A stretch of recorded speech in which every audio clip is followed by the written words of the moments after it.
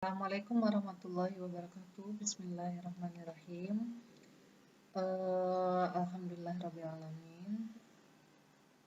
Ya, untuk perkuliahan ini saya akan menjelaskan materi mengenai analisis jalur ya. Alhamdulillah saya mencoba membuat video pembelajaran supaya tidak terlalu terburu-buru ya. Kalau Zoom itu kan terkait dengan waktu, makanya saya ngomongnya terlalu cepat. Jadi alhamdulillah saya diajarkan dengan Pak Opan dan membuat video pembelajaran dengan Badicam. Mudah-mudahan hasilnya bagus. Dan terima kasih juga kepada teman-teman yang lain yang memberi saran menggunakan aplikasi lain. Cuma untuk sementara saya ini dulu ya, pakai Badicam dulu karena untuk mengetes kemampuan saya membuat video pembelajaran ya. Jadi kemarin-kemarin kita sudah membahas apa itu analisis statistik dengan korelasi, analisis regresi. Nah, saat ini kita membahas analisis jalur ya. Nah, judulnya itu contoh judul pengaruh kepuasan kerja X1 dan konsep-diri X2 terhadap kinerja guru X3. Nah, kalau dalam analisis jalur ini itu variabel tidak bebasnya itu bisa tidak pakai Y saja ya, bisa pakai S3 gitu ya. Karena analisis jalur ini tidak dikenal dengan variabel bebas dan tidak bebas, tapi variabel eksogen dan endogen. Variabel eksogen itu variabel yang tidak kena panah, variabel endogen adalah variabel yang terkena panah gitu ya. Nah, kalau X3 di sini sama teman-teman diganti Y juga nggak masalah ya, itu hanya sekitar lambang saja. Berarti nanti ganti saja yang X3-nya semua dengan Y, itu nggak masalah. Nah, apa sih bedanya dengan analisis regresi yang kita lihat di diagram? Nah, diagram ini adalah model analisis jalur secara keseluruhan. Jadi X1 tadi ada 3 panah, X1 mempengaruhi X3, X1 mempengaruhi X2, X2 mempengaruhi X3. Jadi bedanya dengan analisis regresi ini ya. Jadi X1 ke X3 bisa langsung sini panahnya, bisa juga ke X2 dulu. Nah, ini baru X3. Nah, X2 ini makanya disebut variabel intervening atau variabel antara. Jadi seperti kayak misalnya ini Cirebon nih, ini Jakarta, nah ini Bandung. Saya bisa dari Cirebon bisa ke Jakarta langsung, lalu tol Cipali, bisa juga saya transit dulu ke Bandung, melalui X2 ini baru ke Jakarta, gitu ya. Nanti kelebihan dari analisis jalur dibandingkan analisis regresi bisa diketahui pengaruh langsung dan tidak langsungnya. Yang mana yang lebih efektif, pengaruh langsung atau tidak langsung? Sama aja kalau jalan saya dari Cirebon ke Jakarta, mana yang lebih efektif gitu? Apakah langsung dari Cirebon ke Jakarta atau mampir dulu ke Bandung, baru dari Bandung lanjutkan ke Jakarta gitu? Ya analoginya. Nah, ini rho di sini koefisien jalur ya. Seperti koefisien regresi, koefisien koefisien regresi kan besarnya pengaruh. Nah, ini juga sama, koefisien jalur itu besarnya pengaruh ya. Ini R itu koefisien korelasi ya. E-nya itu kekeliruan struktur 1, struktur 2 nantilah ya. Nah, ini contoh data ini. Contoh datanya ini adalah skor kepuasan kerja X1, konsep diri X2 dan kinerja. Ya, ada 20 responden. Nah, hipotesisnya di sini kan ada 3 panah ya, dari X1 ke X2, X1 ke X3, X2 ke X3. Makanya hipotesisnya ada 3. Ya, pengaruh langsung signifikan X1 terhadap X2, dapat pengaruh langsung signifikan X1 terhadap X3, dapat pengaruh langsung signifikan X2 terhadap X3. Nah, untuk langkah-langkah pengujian hipotesis, Nah, teman-teman membuat tabel penolong dulu. Ya. Ini saya jelaskan dari file ringkasan analisis jalur oke, ya. Jadi saya ringkas supaya kalian mengerti alurnya. Nanti untuk lebih detailnya kalian lihat satu persatu file yang lain. Nah ini ya.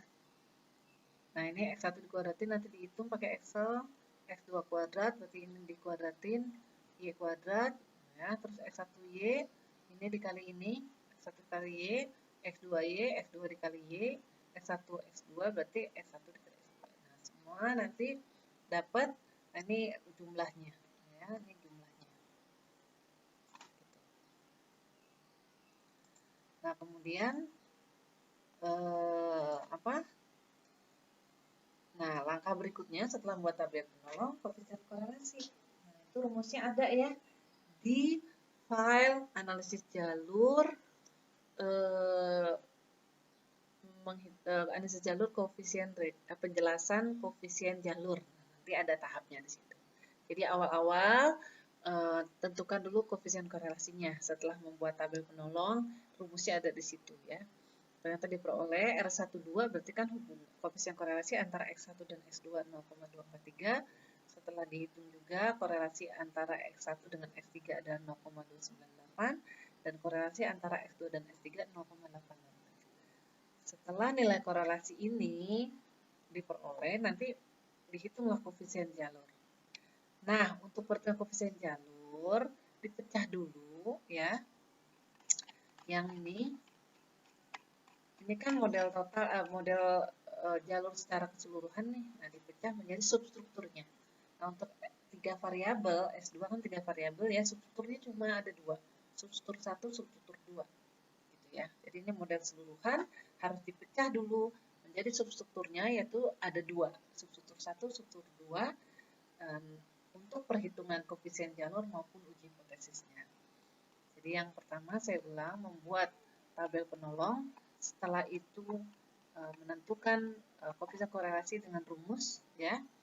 Kemudian menentukan koefisien jalur tiap substruktur. Jadi untuk menghitung koefisien jalur harus ditentukan dulu substrukturnya. Nah, untuk S2 substrukturnya ada substruktur 1 dan substruktur 2 ya. S2 jika 3 variabel ya. Nah, substruktur 1 ini X1 menuju X2. Ya, dari struktur 1 ini karena X1 menuju X2 berarti koefisien jalur X1 X2 gitu. Nah, ternyata koefisien jalur X1 koefisien jalur atau rho ini 21 itu sama aja dengan koefisien korelasi antara X1 dan X2. Yang kita udah peroleh di atas di sini nih, 0,243. Ya. Ini 0,243. Oke. Jadi koefisien jalur X1 terhadap X2 atau besarnya pengaruh X1 terhadap X2 pada struktur pertama itu besarnya sama dengan nilai korelasinya X1 antara X2. Oke, berarti udah ditentukan tuh ya, berarti rho 21 sudah. Koefisien jalur X1, X2 sudah. Nah, sekarang kita menentukan koefisien jalur X1, X3 dan koefisien jalur X2, X3. Nah, pada model struktur 2. Nah, ini modelnya. Ya. Ini modelnya. Gitu. Nah, ini X1, X3, X2, X3. Nah, itu ditentukan koefisien jalurnya. Ini koefisien jalurnya. Ya. Rho ini. Karena kalau gede jadi kayak P ya. Nah, untuk mencari koefisien jalur ini pada substruktur 2, rho 31, rho 32, nah, kita punya persamaan ini udah pasti persamaannya. Seperti ini, ya. Nah, kan ini R13, rho 31 tambah rho 32, R12. R23 sama dengan rho 31, R12 tambah rho 32. Nah, RR ini kan udah dicari di atas kan, ini koefisien korelasi, ini yang ini. Masukin ke sini. Yang merah-merahnya. Nanti angkanya ini R 13 dari sini ke sini. Ini berarti ini berarti ini berarti ini ya. Nah, ini pakai cara eliminasi bisa, pakai cara matrik bisa, nanti diperoleh nih rho 31, rho 32-nya, atau koefisien jalur rho 31 X1 terhadap X3, atau koefisien jalur X2 terhadap X3. Ingat ya, koefisien jalur itu adalah besarnya pengaruh. Setelah di hitungannya lihat di ini ya, di file yang lain, yaitu analisis jalur, penjelasan koefisien jalur ya. Yang saya jelaskan ini adalah file analisis jalur ringkasan oke. Nah, setelah dieliminasi ini ya, ini kelas 2 SMP. Kan ingat ya, cara eliminasi untuk menentukan persamaan linier, persamaan linier dengan cara eliminasi substitusi ya. Bisa juga pakai matrik. Nah, itu lihat contohnya di file analisis jalur penjelasan koefisien jalur. Nah, diperoleh koefisien jalurnya, koefisien jalur rho 31 adalah 0,094 dan rho 32 adalah 0,841. Setelah ini menentukan persamaan ini dengan cara eliminasi dan substitusi. Oleh karena itu, tadi kan udah nih ya, di struktur 1 kita menentukan koefisien jalur ini. Di struktur 2 kita menentukan koefisien jalur rho 31 mau rho 32. Jadi, dengan demikian, besarnya pengaruh langsung variabel adalah ini. Rho 21, ini diperoleh dari struktur 1, ini. Ya, struktur 1. Nah, rho 3132-nya dari hasil eliminasi ini. Nah, diperolehlah ini ya, 0,094, 0,841. Gitu. Dipindahin ke sini. Nah, ini jadi kan tadi model keseluruhannya ini ya. Berarti sudah ditentukan semua nih besarnya pengaruh X1 terhadap X2 sebesar rho 21 yaitu 0,243.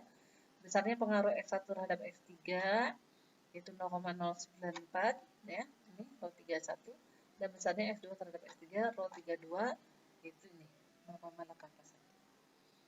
Nah, setelah koefisien jalur sudah ditentukan besarnya pengaruh, nah kita pengen tahu besar pengaruhnya signifikan atau tidak, ya.